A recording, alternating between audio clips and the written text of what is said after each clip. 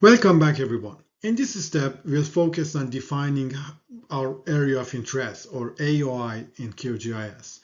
This is the first building blocks of mineral prospectivity mapping. A clear AOI ensures that everything we do afterward, such as clipping, reprojecting, or rasterizing data, stays consistent and relevant to the study area.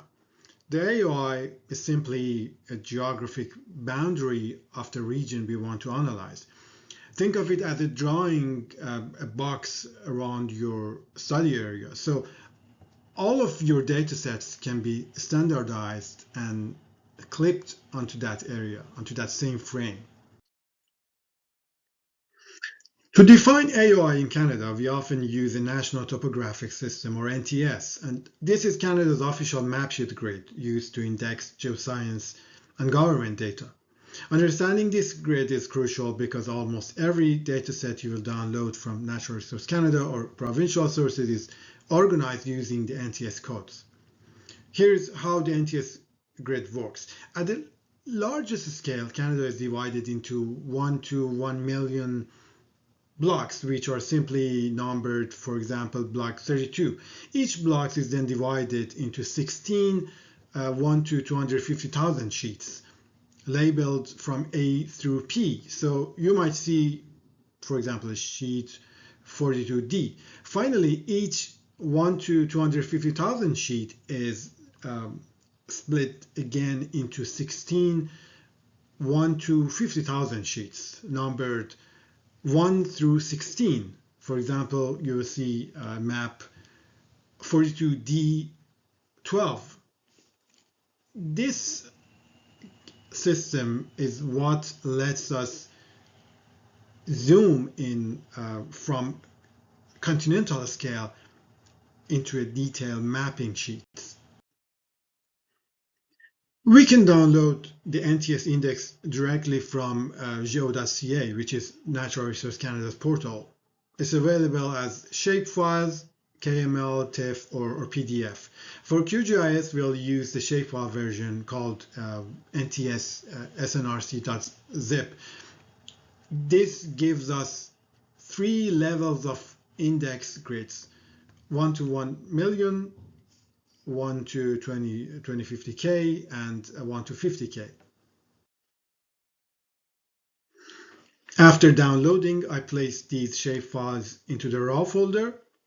Remember, raw means we never edit these files. They stay untouched. So we always have a clean reference copy in any case something goes wrong later in the process. To bring the index into QGIS, go to Layer, Add Vector Layer, then browse to the unzipped files and add it. For example, the NTS underline SNRC underline 250K layer. You can add it this way. And this lets us see the 1 to 250K index grid over our study region. Suppose we are working around Timmins, that's in block 42A. To isolate it, open the attribute table of the NTS layer, then click Select Features using Expression, enter NTS underline SNRC equals 040A. The Timmins block should highlight in yellow. Once we have selected the block, we export it as our area of interest. Right-click the layer, choose Export, save selected features as, and save it as GeoPackage named, for example, AOI underline 42A. Always set the CRS to a consistent UTM system. For this case, 26917, which is the UTM zone of 17 north. Please note that what you downloaded is only the index grid of the National Topographic System. No geology, no DEM, no fossils inside it. It's just a bounding box. So the purpose is to help you locate which official datasets cover your area. To build an AOI polygon like you just did for 42A, and to use that AOI polygon later for clipping real data, your bedrock, your geology, faults, DEM, magnetics, geochemistry.